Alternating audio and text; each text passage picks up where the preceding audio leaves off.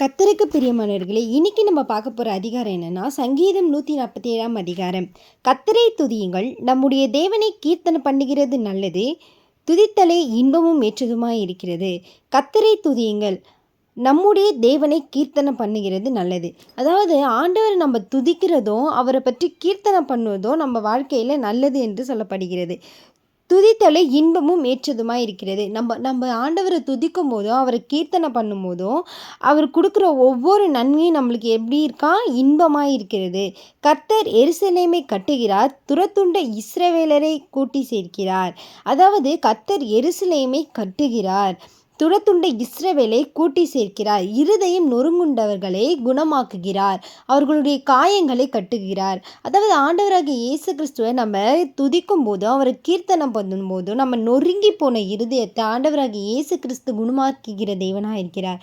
அவருடைய காயங்களை கட்டுகிறவர். அதாவது நம்ம ஆண்டவரை கூப்பிடும்போது அவர் நமக்காக இறங்கி நம் இருதயத்தை நொறுங்குண்ட இருதயத்தை அவர் எப்படி ஆக்குகிறார், குணமாக்குகிறார். அதுவும் அல்லாமல் அதை கட்டுகிற தேவனாகிய காயங்களை கட்டுகிற தேவனாக கூட இருக்கிறார். அவர் நட்சத்திரங்களின் இலக்கத்தை எண்ணி அவைகளுக்கெல்லாம் பேரிட்டு அழைக்கிறார். நம்ம உலகத்தில் இந்த நட்சத்திரங்களை எண்ண முடியாது, ஆனால் ஆண்டவராகிய இயேசு கிறிஸ்து ஒவ்வொரு நட்சத்திரங்களையும் பேர் சொல்லி அழைக்கக்கூடிய தேவனாக இருக்கிறார். நம்முடைய ஆண்டவர் பெரியவரும் மகா பலமுள்ளவருமாய் இருக்கிறார்.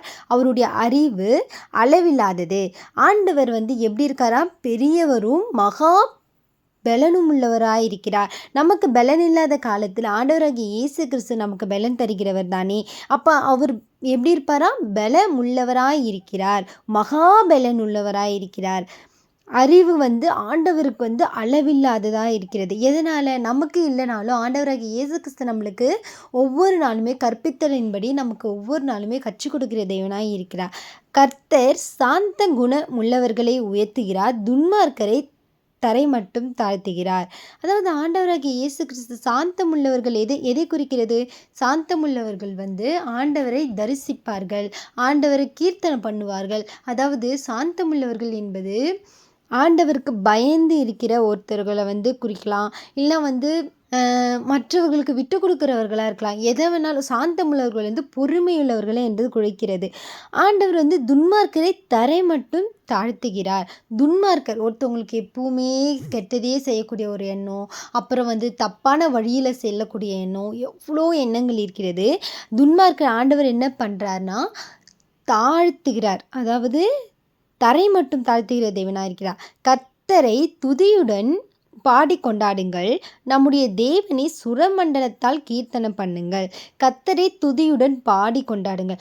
ஆண்டவரை அவருடைய வார்த்தையினாலும் அவருடைய ஒவ்வொரு அற்புதங்களினாலும் அவருடைய வார்த்தைகளை வைத்து நம்ம அவரை பாடி துதிக்கும் போது ஆண்டவராகிய இயேசு கிறிஸ்து நம்மளுக்கு ஒரு ஆசீர்வாதத்தை கொடுக்கக்கூடிய தேவனாய் இருக்கிறார். அவர் வானத்தை மேகங்களால் மூடி பூமிக்கு மழையை ஆயத்தப்படுத்தி மலைகளில் புல்லை முளைப்பிக்கிறார். இந்த உலகம் எவ்வளோதான் வறண்டு கிடந்தாலும், அந்த வறண்டு போன பாலைவனமாக இருந்தாலும் ஆண்டவராகிய இயேசு கிறிஸ்து அந்த இடத்திற்கு ஒரு மழையை வர பண்ணி அந்த இடத்துல ஒரு வனாந்திர வெளியாக இருந்தாலும் அந்த இடத்துல ஒரு பிள்ளை ஆண்டவர் பிறப்பிக்க வல்லவராக இருக்கிறார். அவ்வளோ பெரிய ஆண்டவரை நம்ம எவ்வளோ மகிமைப்படுத்தணும். ஆனால் ஆண்டவராகிய இயேசு கிறிஸ்துவ ஒவ்வொரு நாளுமே துன்னிற்றுமே கண்டி ஆண்டவராகிய இயேசு கிறிஸ்துவை ஏற்றி வாழக்கூடிய ஒவ்வொரு பிள்ளைகளும் ஆண்டவரை ஒதுக்கிக்கிட்டே தான் இருக்கீங்க.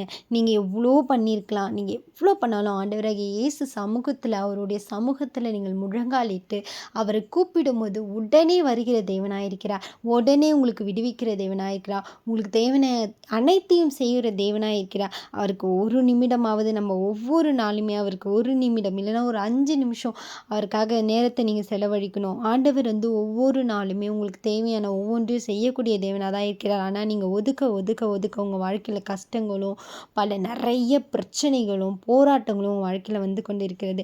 அதனால் ஆண்டவரை ஒவ்வொரு நாளுமே கீர்த்தனை பண்ணக்கூடியவர்களாகவும் துதிக்கிறவங்களாகவும் ஆண்டவரை ஒவ்வொரு நாளுமே பாடி அவரை துதித்து அவருக்கு தேவையான அவருக்கு தேவையானது உங்களிடத்துல இருந்து ஒரே ஒரு வார்த்தை, ஒரு ஒரு ஸ்தோத்திர பலியாவது நீங்கள் ஆண்டவருக்கு செலுத்தும் போது அவர் உங்களுடன் உரையாட கொண்டிருக்கிற தேவனாய் இருக்கிறார். அவர் மிருக ஜீவன்களுக்கும் கூப்பிடுகிற காக்கை குஞ்சுகளுக்கும் ஆகாரம் கொடுக்கிறார். மிருக ஜீவனை ஆண்டவர் தான் உருவாக்கினார். ஆனால் மனிதர்கள் மிருக ஜீவன்களை எப்படி பார்க்குறாங்கன்னா, அது நம்ம கிட்ட போயிட்டா நம்மளை கடிச்சிருமோ, நம்மளை இது பண்ணிடுமோ அப்படின்னு தான் பார்க்குறோம். ஆனால் ஆண்டவராகிய இயேசு கிறிஸ்து அதுங்க கூட்டா கூட அதுங்களுக்கு ஆகாரம் கொடுக்கிற தேவனாய் இருக்கிறார். அவர் குதிரையின் பலத்தில் விருப்பமாயிரார், வீரனுடைய கால்களில் பிரியப்படார். தமக்கு பயந்து தமது கிருபை காத்திருக்கிறவர்கள் மேல் கர்த்தர் பிரியமாயிருக்கிறார். எப்படி ஒரு பட்ட தேவனாக இருக்கிறார் பார்த்தீங்களா? தமக்கு பயந்து, ஆண்டவருக்கு பயந்து, அவருடைய வார்த்தைகளை கேட்டு அவரை கீர்த்தனை பண்ணுகிறவர்களுக்கும், அவரை துதிக்கிறவர்களுக்கும், அவரை பாடுகிறவர்களுக்கும் ஆண்டவர் எப்படி இருக்காரா? தமது கிருபைக்கு காத்திருக்கிறவர்கள் மேல் கர்த்தர் பிரியமாயிருக்கிறார். எருசலேமே கர்த்தரை ஸ்தோத்திரி, சீயோனே உன் தேவனை துதி. அவர் உன் வாசல்களின் தாழ்ப்பாள்களை பலப்படுத்தி உன்னிடத்தில் உள்ள உன் பிள்ளைகளை ஆசீர்வதிக்கிறார். ஆண்டவர் நம்முடைய வாசல்களை எப்படி பண்றாரா? தாழ்ப்பாள்களை பலப்படுத்தி தன்னிடத்தில் உள்ள உன் பிள்ளைகளை ஆசீர்வதிக்கிறார். அவர் உன் எல்லைகளை சமாதானம் உள்ளவைகளாக்கி உச்சிதமான கோதுமையினாலும் உன்னை திருப்தியாக்குவார். எப்படி? ஆண்டவராகிய இயேசு கிறிஸ்துவை நீ கூப்பிடும் போதும், அவரை துதிக்கும் பொழுதும், அவரை கீர்த்தனை பண்ணும் பொழுதும், அவரை பாடி துதிக்கும் போதும், அவரை ஒரு வார்த்தைகளை சொல்லும் பொழுதும் அவர் எப்படிப்பட்டவராயிருக்கிறார்? அவர் உன் எல்லைகளை சமாதானம் உள்ளவைகளாக்கி உச்சிதமான கோதுமையினால் உன்னை திருப்தியாக்குகிற தேவனாய் இருக்கிறார்.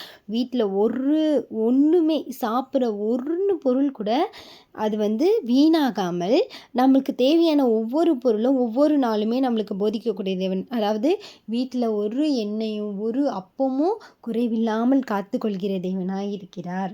அவர் தமது வார்த்தையை பூமியிலே அனுப்புகிறார். அவருடைய சொல் மகா தீவிரமாய் சொல்லுகிறது. பஞ்சை போல் உறைந்த மழையை தருகிறார், சாம்பலை போல உரைத்த பனியை தூவுகிறார். அவர் தமது கல்மழையை துணிக்கைகளாக அனுப்புகிறார். அவருடைய குளிருக்கு முன்பாக நிற்பவன் யார்?